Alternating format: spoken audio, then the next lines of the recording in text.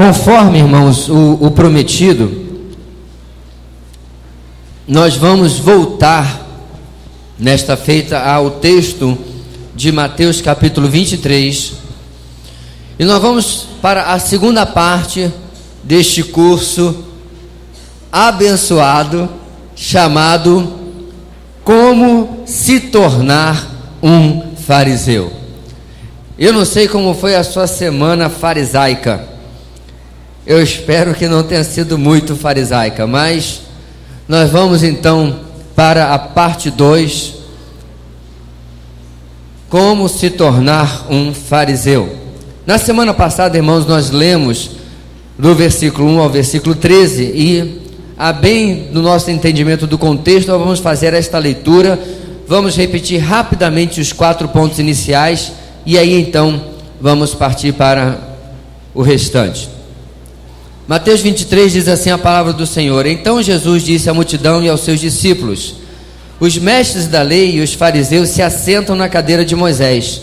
Obedeçam-lhes e façam tudo o que eles lhes dizem, mas não façam o que eles fazem, pois não praticam o que pregam. Até aí, meus irmãos, nós vimos o primeiro ponto, que foi: pregue uma coisa e viva outra, se você quer ser um fariseu. E aí o versículo 4 nos diz: eles atam fardos pesados e os colocam sobre os ombros dos homens, mas eles mesmos não estão dispostos a levantar um só dedo para movê-los. E aí nós vimos, em segundo lugar, tenha 2 padrões de comportamento, um para você e outro para os outros. Agora, do versículo 5 ao 12, Jesus diz: tudo o que fazem é para serem vistos pelos homens. Eles fazem seus filactérios bem largos e as franjas de suas vestes bem longas. Gostam do lugar de honra nos banquetes e dos assentos mais importantes nas sinagogas, de serem saudados nas praças e de serem chamados rabis.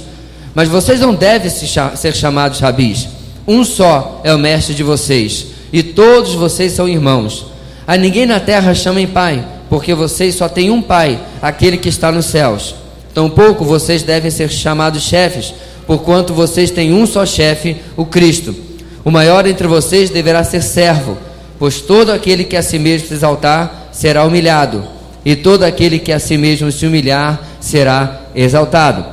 Então, em terceiro lugar, nós vimos: repudie a posição de servo e busque ser reconhecido como espiritual.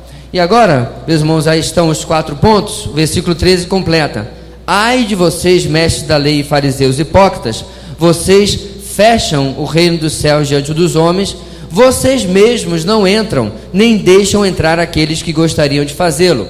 E fechamos a mensagem no 4º ponto: sejam uma referência má e dê direção errada para o reino de Deus. Então percebe, irmãos, nós vimos aqui que os fariseus estavam sendo repreendidos por Jesus por justa causa. Jesus não estava de implicância, ele não estava fazendo à toa, mas havia uma justificação lógica baseada nas ações dos fariseus, e que, é claro, apesar do tema da nossa mensagem, o objetivo é exatamente o contrário, em que, olhando essas atitudes, nós possamos examinar as nossas vidas e buscar ter um comportamento distinto, oposto, que era inclusive o comportamento de Jesus. Eu prometi na semana passada, e eu quero trazer essa noite, rapidamente, um pano de fundo de como surgiram os fariseus. Então, meus irmãos, esse era um grupo judaico importante que floresceu na Palestina por volta dos fins do 2º século antes de Cristo. E na verdade, meus irmãos, depois da volta do cativeiro com Esdras, Neemias e os sacerdotes Zorobabel e outros mais, haviam 2 classes religiosas, espirituais, de liderança espiritual: os escribas e os sacerdotes. Os escribas cuidavam da pureza, do cuidado com a palavra, do ensino da palavra, e os sacerdotes do culto, da continuidade do culto e do templo, e assim por diante. Com o passar do tempo, meus irmãos, e da secularização da religião judaica, cada vez mais política e voltada para coisas materiais e cada vez menos espirituais, outros grupos religiosos foram surgindo, e por volta do final do 2º século, esse grupo, os saduceus, se fortaleceu. A palavra fariseu provavelmente vem de uma palavra aramaica no passivo chamado perissaiá, significando separado. Ainda há uma dúvida se eles se chamavam de separados ou o povo chamava de separado, mas o fato é que o nome pegou. Então, na verdade, nem se sabe de que eles eram separados. Se, por exemplo, dos governantes da época, dos povos gentios, do povo como um todo, ou dos judeus não religiosos, ou seja, dos judeus que não eram de nenhuma facção religiosa. O fato é que havia um entendimento farisaico em que eles estavam restaurando a pureza cerimonial, voltando à época de Esdras e Neemias. Ou seja, no final das contas, havia até um propósito um tanto quanto nobre, mas que se distorceu, se inflou de orgulho, de vaidade, com o passar do tempo, até chegar ao estado na época de Jesus. Então, embora nem todos os fariseus fossem peritos na lei, o farisaísmo era a ideologia da vasta maioria dos escribas e mestres da lei, e assim eles eram como se achavam guardiões e os verdadeiros intérpretes da lei. Eles argumentavam que era melhor não confundir o farisaísmo com a ideologia dos escribas, que cuidavam apenas de reproduzir a Bíblia, o Antigo Testamento, a Torá, e não também de interpretá-la. O grande problema, meus irmãos, é que dessa escola de interpretação surgiram diversas aplicações práticas de forma exagerada. Era por isso que os fariseus perseguiam e criticavam Jesus quando ele curava, por exemplo, no sábado, porque isso já era um escrito dos rabis e dos líderes do farisaísmo como uma dedução, uma conclusão do que era a guarda do sábado na lei mosaica, na lei de Moisés. Bem, então, meus irmãos, esse pano de fundo nos mostra que quando chega na época de Jesus, eles veem Jesus como uma ameaça. Por quê? Provavelmente por causa de duas razões. Há alguns que defendem uma, alguns que defendem outra, e alguns que defendem as duas, e eu pessoalmente acredito assim. Aqueles que veem os fariseus como uma classe principalmente política, defendem que Jesus, para eles, veio a ser considerado um risco ou uma ameaça política, porque os ensinamentos dele colocaria novamente os judeus em rota de colisão com os dominadores romanos, ameaçando assim a posição política que os fariseus gozavam na época. Agora, por outro lado, aqueles que entendem os fariseus como uma organização mais de peritos na lei e religiosa, sugerem que Jesus se tornou um rival perigoso, porque os seus ensinamentos desafiavam a interpretação que os fariseus traziam da lei. Por exemplo, Jesus falava: lembre-se o que lhe foi dito. Aí ele citava o texto do Antigo Testamento. O que Jesus falava? Eu, porém, lhes digo. Então, toda vez que Jesus falava isso, ele colocava o povo em questionamento do ensino farisaico. Com esse pano de fundo, meus irmãos, nós vemos que quando chega em Mateus 23, esta oposição já está declarada, e Jesus agora não fica apenas respondendo às perguntas dos fariseus, não fica apenas agora defendendo-se das acusações, agora ele parte para a ofensiva, uma vez que já está a essa altura nos últimos meses do seu ministério. Então, voltando para a palavra de Deus, irmãos, aonde nós paramos no versículo 13, no versículo 14, Jesus traz mais um daqueles ais que nós começamos a ver na semana passada. Ele diz o seguinte: ai de vocês, mestres da lei e fariseus hipócritas. Por quê? Vocês devoram as casas das viúvas e, para disfarçar, fazem longas orações. Por isso serão castigados mais severamente. O que acontecia, meus irmãos? Por causa de um zelo falso para proteger a sua posição religiosa, a necessidade, a carência, no caso naquela época, no exemplo de Jesus, das viúvas, não recebia a sua devida atenção, e pelo contrário, a exigência religiosa deles piorava a situação de carência dessas vidas, porque eles exigiam um comportamento e as ofertas e a dedicação de pessoas que não tinham a mínima condição e que, por outro lado, deveriam ser ajudadas. Eu não sei se você tem uma ideia exata do que é ser uma viúva naquele tempo, no primeiro século, mas não tinha INSS, não tinha pensão, não tinha uma grande possibilidade de mercado de trabalho.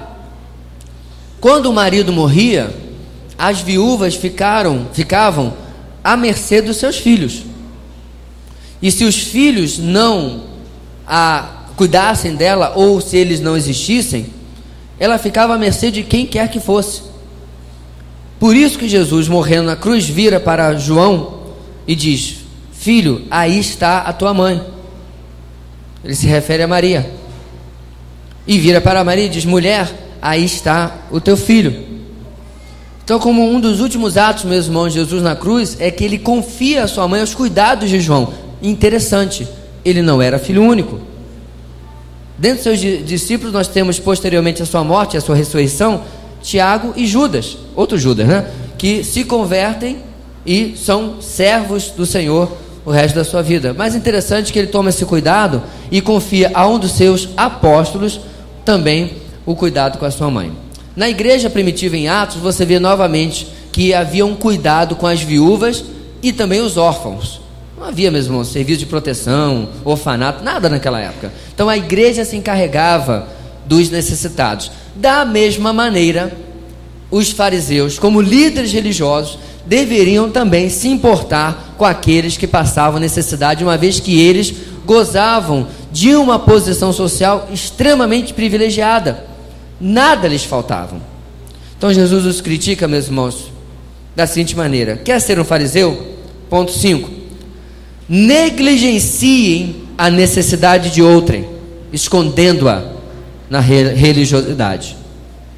Negligencie a necessidade de outrem, escondendo-a na religiosidade.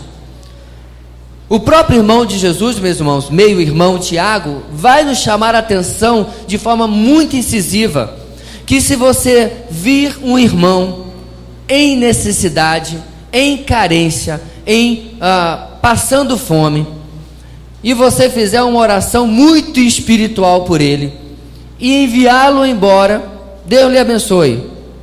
Que fé é essa? Que fé é esta que nós estamos declarando, que não é capaz de enxergar a necessidade humana na nossa frente? Então Tiago diz, meus irmãos, naquela passagem que às vezes é muito mal compreendida, sobre fé e obras, que diz assim: bem, mostre-me a sua fé sem obras, que eu mostrarei a minha fé através das minhas obras. Entenda, de jeito nenhum ele está dizendo que obras salvam. De jeito nenhum ele está dizendo que obras contribuem para a salvação. O que ele está dizendo, meus irmãos, que uma das marcas inconfundíveis do cristianismo é aquilo que eu faço agora que eu creio.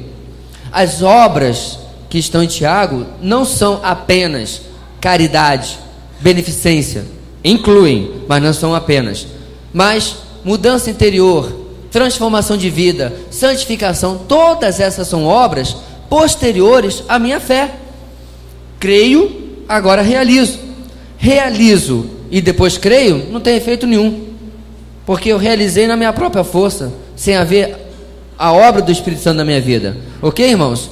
Então isso é importante nós destacarmos. Mas voltando para o que importa, relacionado aos fariseus, eles, obviamente sem ter uma fé verdadeira, mas uma fé apenas meramente religiosa, institucional, eles achavam a religiosidade mais importante e as manifestações cultuais mais importantes do que atender às necessidades dos seres humanos. Na verdade, alguns domingos, apenas 2 ou 3 domingos atrás, irmãos, eu mencionei a necessidade de nós tornarmos uma coisa mais organizada e mais frequente, como igreja, a atenção, a ação para com famílias, para com pessoas que tenham necessidades materiais, como uma demonstração do amor de Cristo. E depois de falar aquilo para a igreja, meus irmãos, eu me deparei com um texto de uma irmã que é da equipe do pastor Ravi Zacharias, que eu já mencionei várias vezes. Eu estava lendo no site dele o artigo desta irmã, e ela falava uma coisa muito interessante, que aquilo que mais chamou a atenção no primeiro século, apesar de toda a perseguição, primeiro, segundo, terceiro século do cristianismo, de toda a perseguição, de todo o preço que se pagava para se seguir a Cristo, não eram os grandes eventos, não eram, até porque não existiam os grandes templos, até porque não existiam, não eram as grandes denominações, até porque não existiam. O que chamava a atenção do povo para o povo do caminho, que era assim que nós éramos chamados, além de cristãos, era as manifestações práticas de amor. E eu fiquei lendo aquilo, meus irmãos, e eu me senti pessoalmente envergonhado. Eu me senti pessoalmente fariseu. Não significa que aquilo que nós fazemos cultualmente se assemelha àquilo que eles faziam, porque o culto deles era aquela famosa oração que bate no teto e cai, né? Porque não há nada de Deus naquilo lá.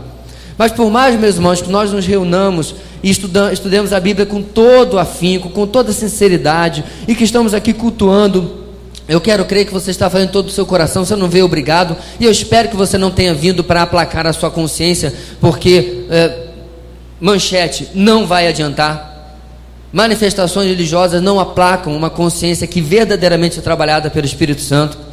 Porém, apesar de tudo isso aqui ser um culto verdadeiro, nós devemos, meus irmãos, fazer também as outras muitas coisas que o Senhor nos ensinou. E por isso eu achei tão oportuno que eu tenha achado aquele artigo logo depois de termos falado aquilo aqui na igreja.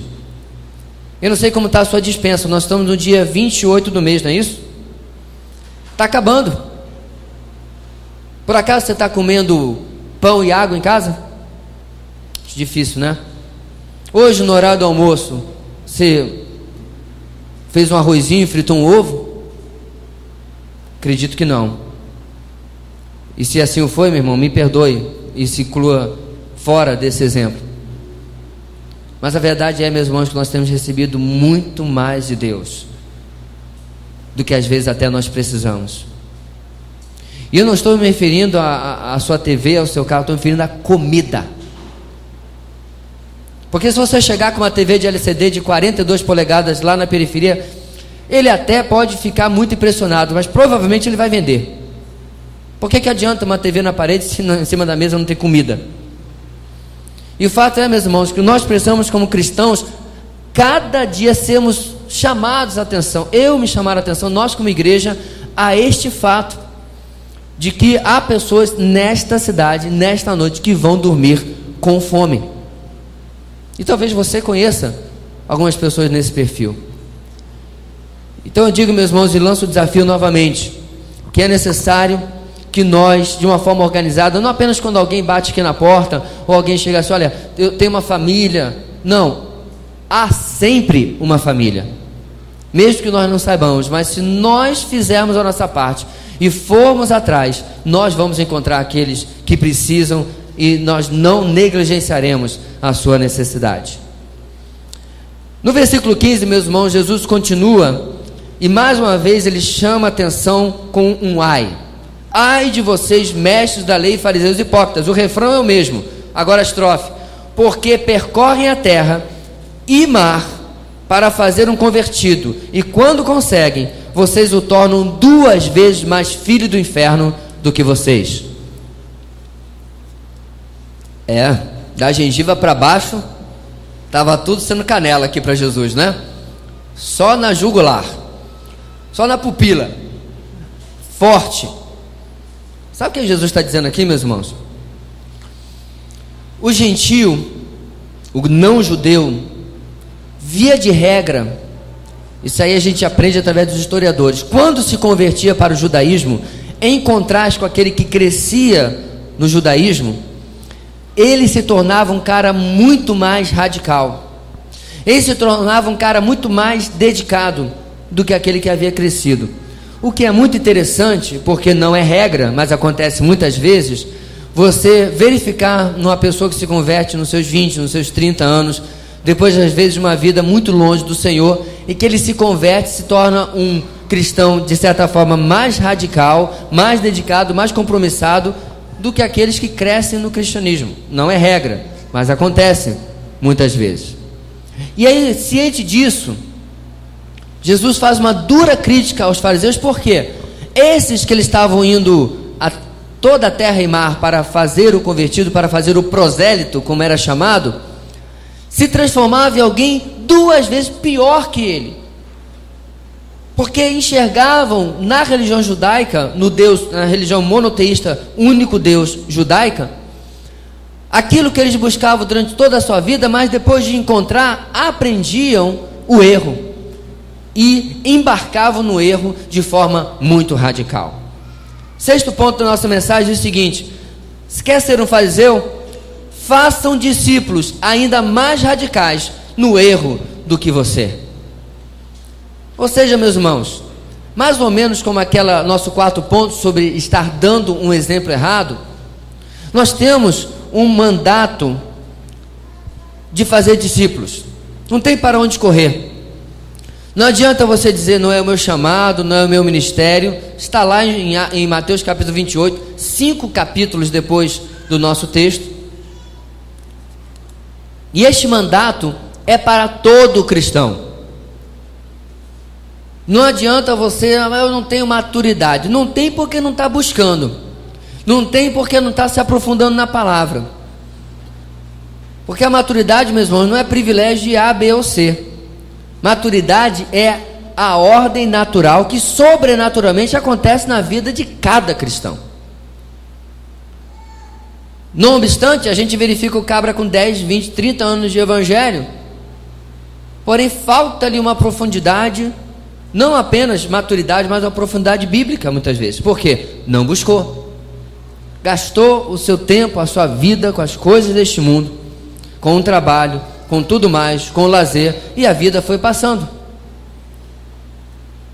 Mas se nós revertermos este processo e buscarmos a maturidade que o Senhor deseja de nós, irmãos, o caminho natural é eu discipular alguém, é eu ajudar alguém.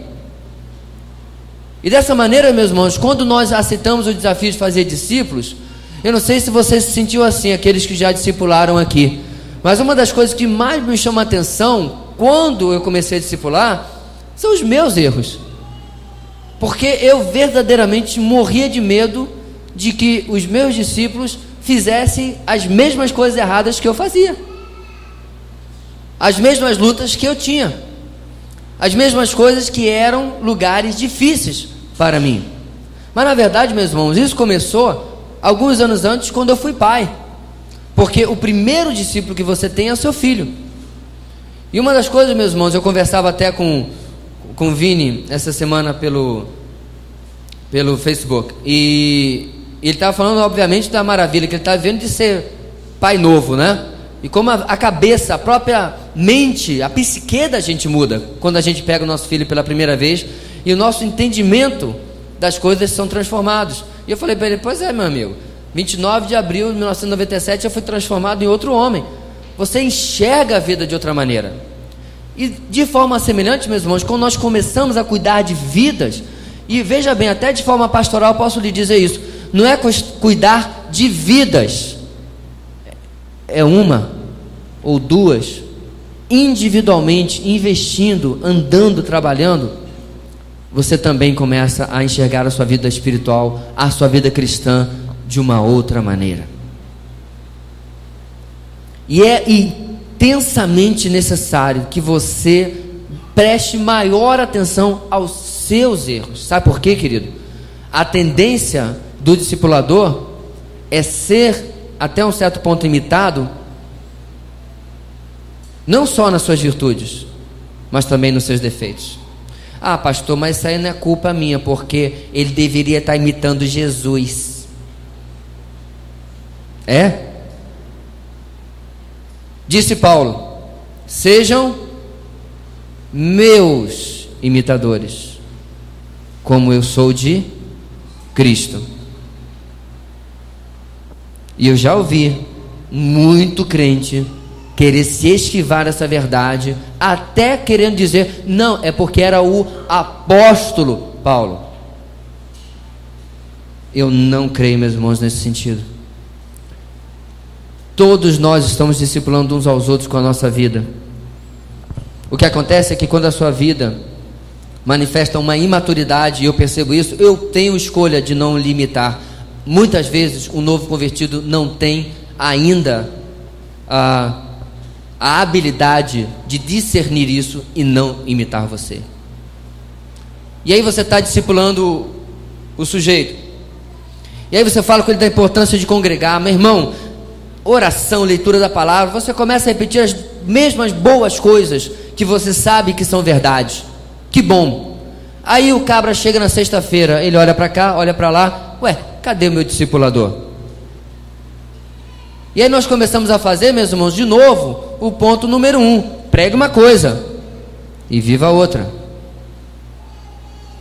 Aí o seu discípulo vira para vocês e diz ali, eu queria lhe perguntar, eu sempre tive esse problema antes de me converter, eu queria lhe perguntar sobre o dízimo. E aí você tem uma grande dificuldade não sendo dizimista. E aí na próxima reunião com ele, ele pergunta assim, veja bem, eu estava lendo em casa Mateus 28, e tem um tal de ide, porque ele ainda usa aquela Bíblia da linguagem antiga, né? Aí você lê na sua, vão por todo mundo e prega o evangelho. Quer dizer que agora que eu me converti eu tenho que pregar o evangelho? Aí você, e ele, então vamos. Aí você, hoje eu não posso, eu tenho uma pedicure marcado e um negócio aí para eu fazer.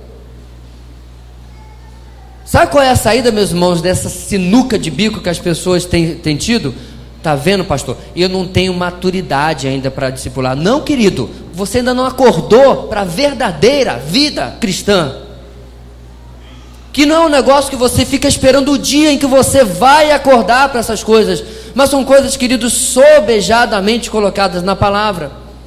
Então, vida de leitura bíblica, vida de oração, que é o beabá do cristianismo, vida de evangelismo, sem um ofertante, um mantenedor da obra, são coisas básicas, são coisas do dia a dia, são coisas, queridos, que já deviam estar ausentes da pregação deste púlpito. Nós já devíamos estar falando de coisas mais difíceis e mais profundas, mas nós temos que muitas e muitas vezes voltar para corrigir o nosso comportamento farisaico. Façam discípulos ainda mais radicais no erro do que você, caso você deseje se tornar um fariseu. No versículo 16 ao 22, que é até onde nós vamos chegar hoje, nós vamos tirar os 2 últimos princípios desta noite. Preste bastante atenção no raciocínio de Jesus, meus irmãos, como ele chama a atenção agora dos fariseus. Versículo 16: ai de vocês, guias cegos, pois dizem, se alguém jurar pelo santuário, isto nada significa, mas se alguém jurar pelo ouro do santuário, está obrigado por seu juramento. Cegos insensatos, que é mais importante, o ouro ou o santuário que santifica o ouro? Vocês também dizem, se alguém jurar pelo altar, isso nada significa, mas se alguém jurar pela oferta que está sobre ele, está obrigado por seu juramento.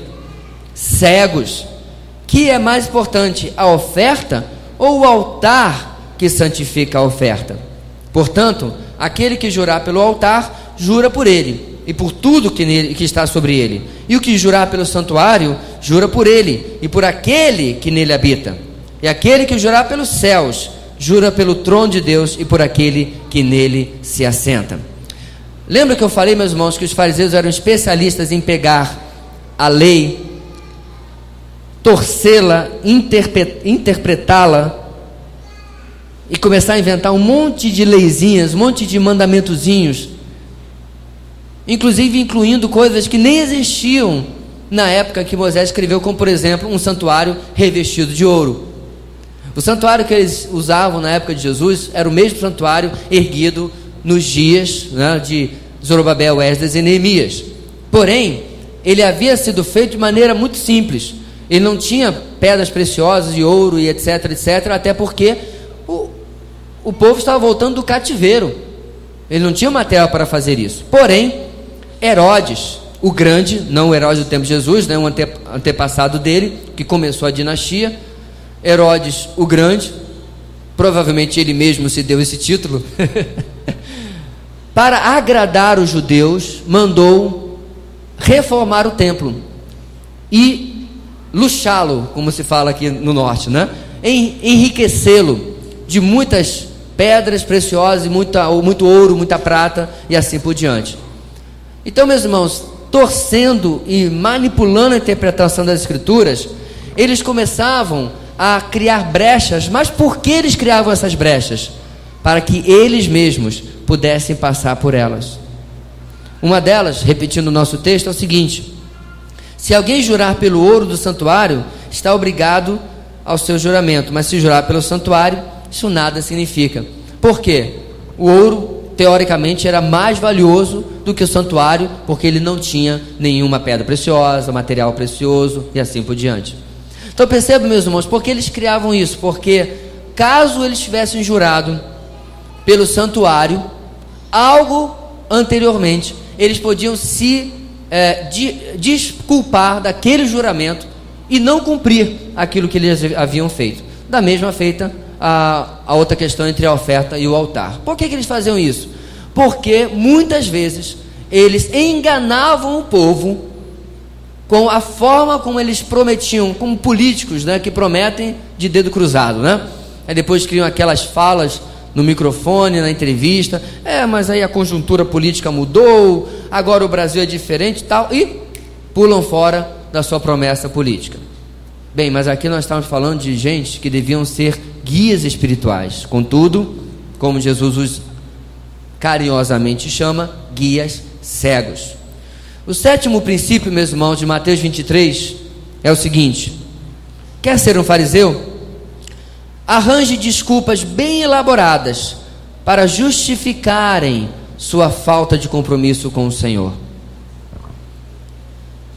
Arranjem desculpas bem elaboradas para justificarem a sua falta de compromisso com o Senhor. Meus irmãos, eu confesso a vocês que quando eu tinha a idade dos meninos aqui, na adolescência, eu me deparei com algo que eu disse: eu devo estar errado. E quando eu chegar na minha idade adulta e assim por diante, não vai ser assim. Você sabe aquela mentalidade idealista que às vezes nós temos? A gente acha que as coisas vão ficar muito melhores. Isso é normal da adolescência e da juventude. Eu não era diferente. E com qual verdade que eu me deparei? Eu comecei a ler algumas biografias missionárias e biografias de povos, irmãos nossos, né? E como foi a sua história. E eu cheguei à seguinte tese: a perseguição e a tribulação provocam, são diretamente proporcional à fidelidade e ao compromisso deles. Quanto mais perseguidos, quanto mais atribulados, mais fiéis e mais compromissados eles são. Não, mas tenho certeza que aqui no Brasil vai ser diferente. Quando nós chegarmos lá para o 2012, nós vamos ter um povo, nós vamos crescer, vamos ter um povo compromissado, nós vamos arrebatar multidões aos pés do Senhor, Isso era eu, em 1980 e bolinha. Só que eu não sabia um outro princípio que diz que a história, ela tem uma mania de se repetir. E aí, meus irmãos, 20 e tantos anos depois, aquilo que eu lia nos livros é exatamente o que eu vejo no Brasil de hoje. Não muito diferente. E é exatamente o oposto do que eu vejo entre os nossos irmãos em outros países. Porque eu nunca vi uma geração evangélica que tem tanto e reclama tanto. Eu nunca presenciei uma geração evangélica como a nossa, a minha hoje, em que nós temos tantos recursos, temos tanto ao nosso dispor. E a pergunta do Facebook não deveria ser o que está na sua mente, mas qual é a sua reclamação hoje? Porque é um lamento após outro lamento, após outro lamento. Claro que isso não é geral, mas acredito que você concordaria comigo. E, via de regra, reclamações de coisas que nós trazemos sobre nós mesmos. Arranje desculpas bem elaboradas para justificar a sua falta de compromisso com o Senhor. Há alguns anos atrás, tinha uma pessoa que eu conhecia, que foi lançado um desafio para ele. Ele falou assim: pastor, agora eu não posso porque eu estou terminando a faculdade. Eu falei: tá bom, meu irmão, não concordo, mas respeito. Passou um tempo: pastor, agora eu não posso porque eu estou terminando meu TCC. Na época nem chamava assim. Ok. Não, pastor, agora eu estou num pique, vou estudar para um concurso. Ok. Passado o concurso: pastor, agora eu vou fazer uma pós. Pastor, minha mulher engravidou. Falei: ai, que desgraça. Próxima desculpa dele: meu filho nasceu. E assim foi. Ano após ano, após ano, após ano, após ano, após ano, após ano. Eu não sei, meus irmãos, talvez você um dia congregue noutra igreja assim, até que afim achei um pastor menos radical que aquele magrinho. Mas vou lhe ser sincero, eu não consigo compreender a enormidade de desculpas que a nossa geração inventa para não servir ao Senhor. Se está chovendo, está chovendo. Se está sol, está sol. Se está com muita saúde, trabalha mais. Se está com pouca saúde, é porque eu estou doente. E aí as coisas vão se repetindo e os anos vão passando, e você começa a procurar motivos para ter uma pedrinha que seja na sua coroa, vidas. E cadê as vidas? Porque não existe tempo na nossa agenda, porque estamos por demais ocupados com muitas coisas. Meus irmãos, os fariseus, eles eram assim. Eles inventavam as situações, reinterpretando a palavra de Deus ao seu bel prazer, para que eles pudessem justificar o porquê não faziam as coisas. Nós vamos ver, na verdade, mais à frente, um outro exemplo muito semelhante sobre isso. Mais à frente, mas o importante é nós vermos que, como já aqui Jesus os adverte, que eles precisavam viver a vida de líderes espirituais que Israel precisava e não viviam, porque cumpriam as suas cerimônias, sentavam no seu conforto lá no Sinédrio, viviam uma posição financeira muito boa, e as vidas, como Jesus mesmo falava, eram como ovelhas que não tinham pastor.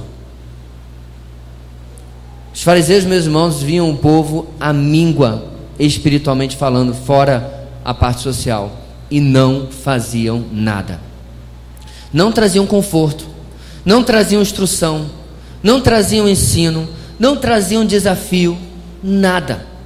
Mantinham o povo em completa obscuridade espiritual, de maneira que fossem facilmente controlados, e a sua posição, seu status quo não fosse ameaçado. Eu tenho certeza que essa não é de maneira nenhuma a nossa motivação, mas o princípio persiste. Sabe que você pode, querido, hoje de manhã nós falamos até sobre isso, com toda sinceridade dizer que você tem feito tudo o que você deveria para o Senhor? Ah, pastor, mas nós nunca fazemos tudo que nós podemos para o Senhor. Meu irmão, isso é mais uma daquelas desculpas esfarrapadas. É mais uma dessas. Ora, você nunca vai ser perfeito, você nunca vai ser sem pecado, você nunca vai fazer tudo, claro, porque você é pecador como eu. Somos miseráveis pecadores, mas a pergunta é: o que você não está fazendo é porque realmente está completamente fora do seu poder hoje para fazer, ou é porque você tem substituído por desculpas, por outras escolhas, por compromissos que não são aqueles que o Senhor deseja da sua e da minha vida. Deseja ser um fariseu? Negligencia a necessidade de outrem, escondendo-a na sua religiosidade. Sexto princípio: façam discípulos ainda mais radicais no erro do que você. Sétimo: arranje desculpas bem elaboradas para justificarem sua falta de compromisso com o Senhor.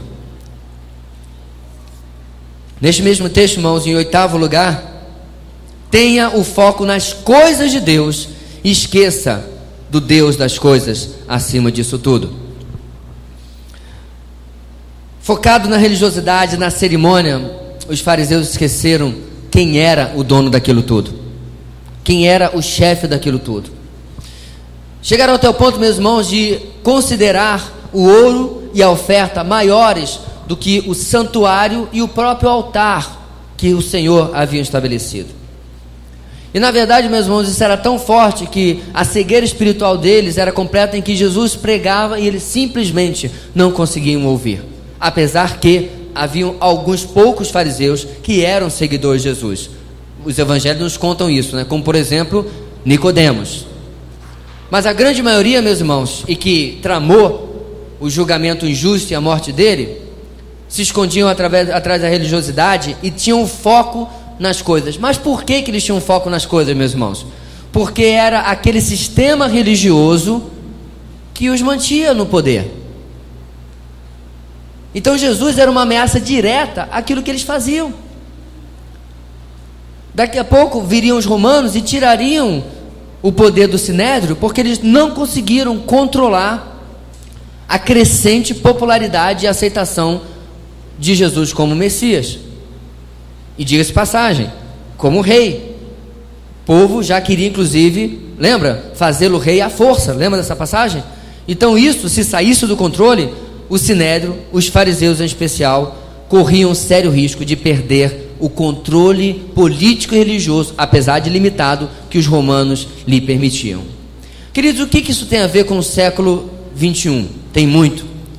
E eu já vou adiantando que esse é um ponto em que eu compartilharei na quinta e no sábado. Nós às vezes nos pegamos, meus irmãos, numa máquina, quando nós queremos começar a trabalhar para Deus, e é isso que você tem sido desafiado nos últimos 7 pontos: sair do lugar aonde você está e trabalhar mais para o Senhor, viver mais para o Senhor, ter uma intimidade maior com o Senhor. Ok, a terceira parte é que é importante, porque sem a intimidade o resto não funciona. No meu exame de ordenação, em 25 de setembro de 1997, meus irmãos, eu não tenho a falsa modéstia de dizer que eu não estava bem preparado. Eu estava extremamente bem preparado. Eu, graças a Deus, eu agradeço ao Senhor e à minha igreja e meus pais. Eu fiz um ótimo seminário. Eu tive ótimos professores e eu fui para lá para estudar. Eu ficava vendo às vezes até alguns colegas que conversavam muito, compartilhavam muito. Eu respeito, mas eu fui lá para estudar, para me esmerar, para me afundar e perceber que só sei que nada sei. E assim, quando eu cheguei ao meu exame de ordenação, eu estava, saindo teologia pelos poros. Não tinha outro assunto não, eu estava quicando, estava afiado, estava 300 por hora. Tanto que às vezes o examinador dizia assim: a sua resposta já está suficiente. Ele me interrompia, porque eu não parava, eu estava motivado, estava focado. Até que o pastor Ed Hallock, pastor muito querido, americano, mas criado desde parece que 2 ou 3, 4 anos no Brasil, que era o examinador da área pessoal, me fez a seguinte pergunta: como você pode conhecer mais a Deus? Aí, meus irmãos, eu desenterrei os livros de teologia e tal, e fulano e beltrano e tal, e versículos, sei que. Ele me interrompeu algumas vezes e disse: não é bem isso que eu estou lhe perguntando. E é claro, eu falei também, dedicando-se ao ministério, à obra do Senhor, e ganhar vidas, tudo coisa muito bonita. Aí o pastor diz: olha, tudo que você falou está certo, não tem nada errado, mas o que você faz para conhecer a Deus é gastar tempo com Ele. Às vezes, meus irmãos, as respostas são as coisas mais simples que existem. Eu nunca esqueci isso. Eu me lembro quase nada do meu exame de ordenação, até porque a minha memória não é muito boa. Até alguns que estavam presentes, depois que eu fui lembrar, quando eu olhei a Bíblia que eu ganhei e vi os nomes. Mas eu nunca mais esqueci isso. Como é que eu conheço o Tiago? Como é que eu conheço qualquer um? Como é que eu conheço o Felipe? Como é que eu conheço o Edney? Gastando tempo com ele. É por isso, querido, que depois que você volta da lua de mel, é que é aí que as coisas ficam interessantes, porque aquela pessoa que você buscava no portão, né, que estava toda bonita e tal, maquiada, você acorda no primeiro dia, ela está com a olheira do tamanho do Grand Canyon, você está, aquele cabelo que parece, né, a maga patológica. Aí você, quem é você, que você fez com a minha mulher? Ou você vai, olha para ele, ele chega lá na cozinha de cueca e meia preta.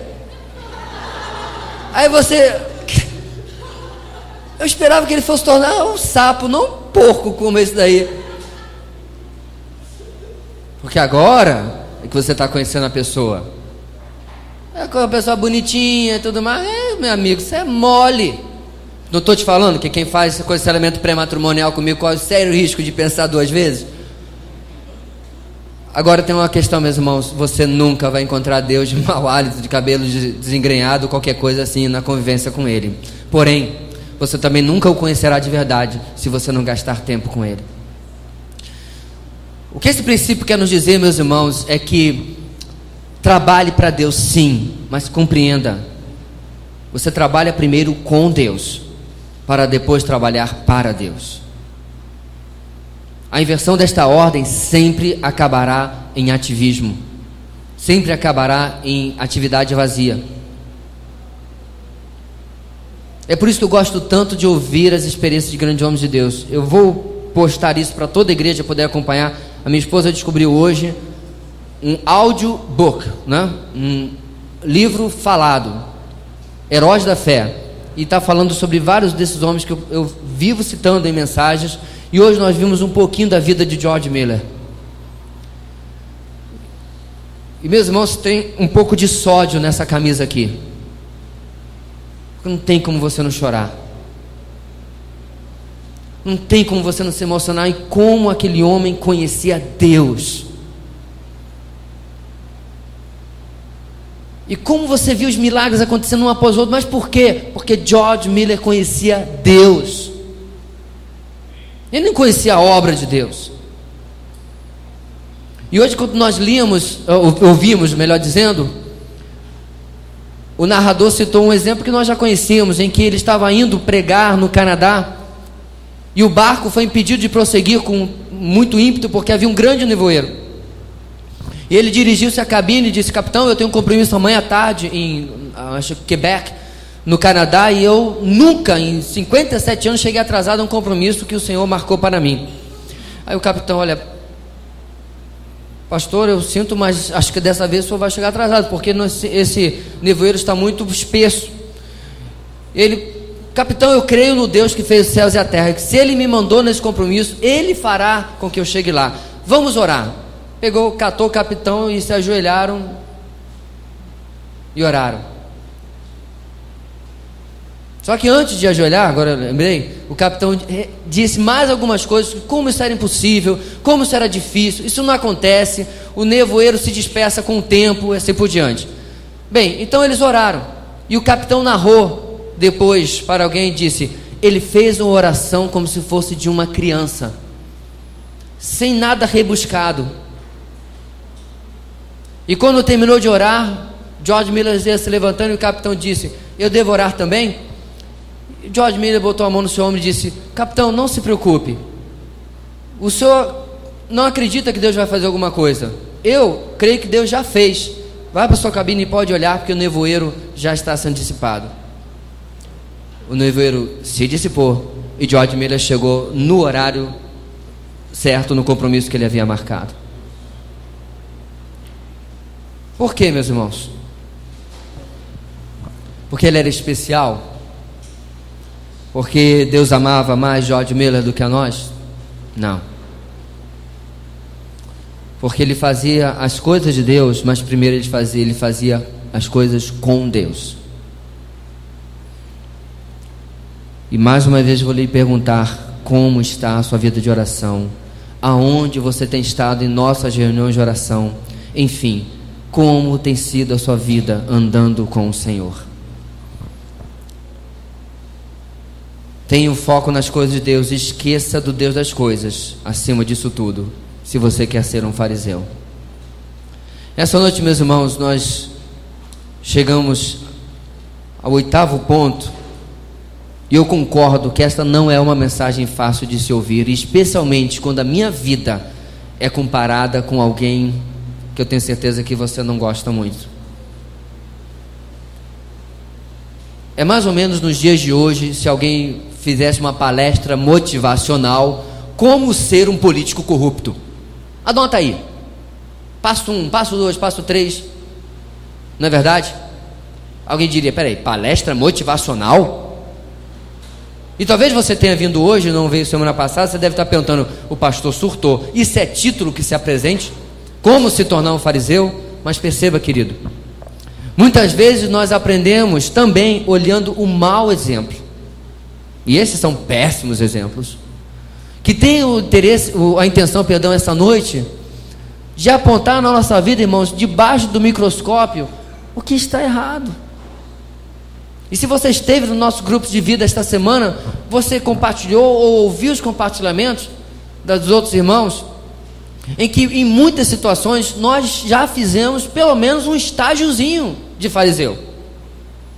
Se não ganhamos uma carteirinha, um diploma, pelo menos fizemos um test drive.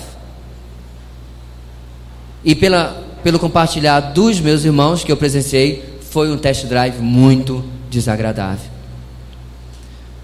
Eu sugiro a você que esta semana você medite em Mateus 23, nos 8 pontos que nós ouvimos. E novamente, querido, examine a sua vida, examinemos a nossa vida, e vamos pedir ao Senhor: Senhor, me examina, eu quero ser sincero, eu quero ser íntegro, eu quero ser verdadeiro, eu quero ter autoridade como Jesus. Lembra? Ele ensina como quem tem autoridade, não como os fariseus, porque falavam uma coisa e viviam outra. Feche os olhos, vamos orar. Eu quero convidar você, querido, a pessoalmente fazer esse desafio, você e o Senhor. Você que está aqui essa noite, você que está ouvindo esta mensagem, faça o seu desafio com o Senhor. Deus, examina o meu coração. Se eu tenho, Deus querido, em algum momento sido hipócrita, sido fariseu, se eu tenho negligenciado a necessidade dos outros, me escondendo atrás de uma pretensa religiosidade, Deus, se eu tenho ensinado as pessoas a serem ainda piores do que eu com o meu mau exemplo, Deus, se eu tenho arranjado desculpas muito elaboradas na minha mente, muito lógicas, para negligenciar a tua obra, Deus, se mesmo quando eu trabalho para ti, eu tenho falhado na minha vida contigo, essa noite, Senhor, eu quero me arrepender. Quero pedir ao Senhor, em nome de Jesus, que o Senhor me dê graça, poder, para me libertar de tudo isso, porque eu quero sinceramente viver para te agradar. Eu não quero, ó Deus, nunca que o meu ministério seja maior do que o Deus que me chamou. Eu não quero nunca, Deus, que as coisas de Deus tomem a frente do Deus das coisas. Eu quero nunca, Deus, torcer a tua palavra, manipular as minhas circunstâncias para saciar a minha consciência e agradar a opinião de outros. Faz esta obra, Deus querido, em nossas vidas. É a nossa necessidade, é a nossa carência, é o nosso pedido que nós fazemos no nome daquele em quem nunca houve falsidade, pecado ou mancha alguma, em nome do Cordeiro de Deus que tira o pecado do mundo. Em nome de Jesus nós oramos. Amém e amém.